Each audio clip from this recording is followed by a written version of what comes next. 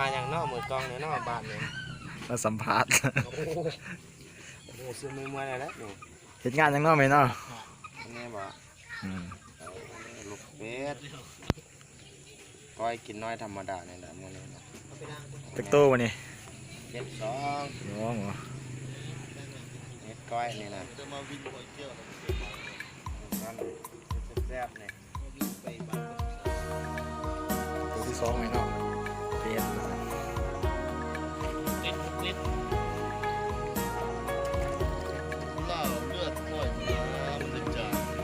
เสร็จแล้ว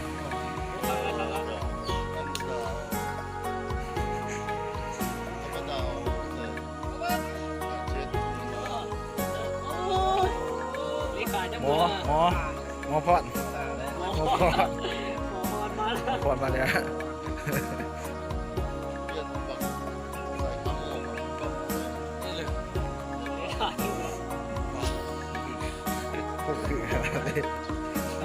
โอ้เมามีเป็นมุนาสิงไทยแม่น่ะที่เป็นงานก็สถานเขาจะถอนผมกินเถอะเท่าไหร่กูสิไปแล้วเขาจะโตอยู่จะผ่านแน่เลยเนาะผ่านแน่ใจดีเลย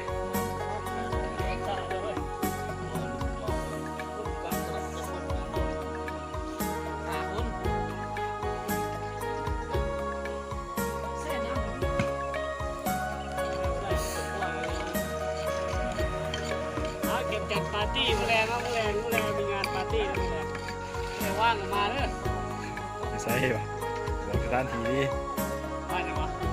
มูลรัดข่ายมูลรัดค่ายแกซื้อขวางรถผ่าแซ่ยิ่งไกล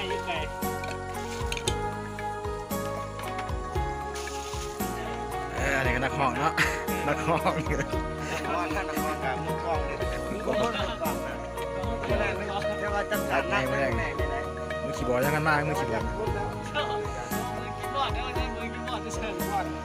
ขี่บอลมือกล้องเนี่ยวะอ๋อได้มือขี่บอลคนนี้เตะวันเที่ยง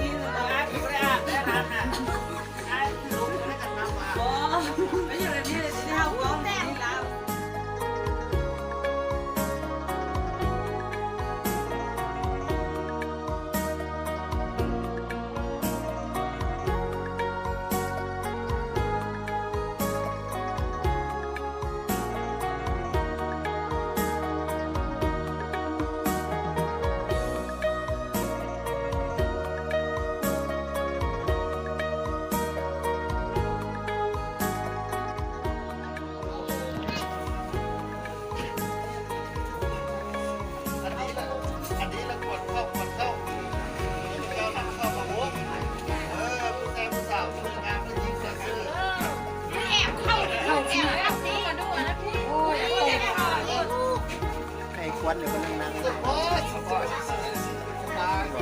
ไอ้ควันอยู่คนนั่งเต็มตัวค่อยๆ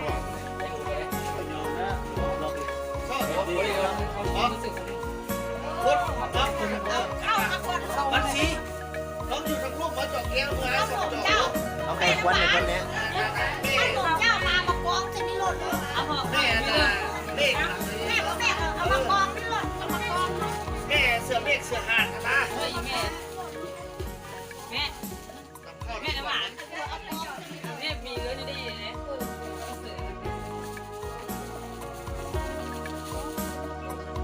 อันนี้ของแม่เมฆ บุญ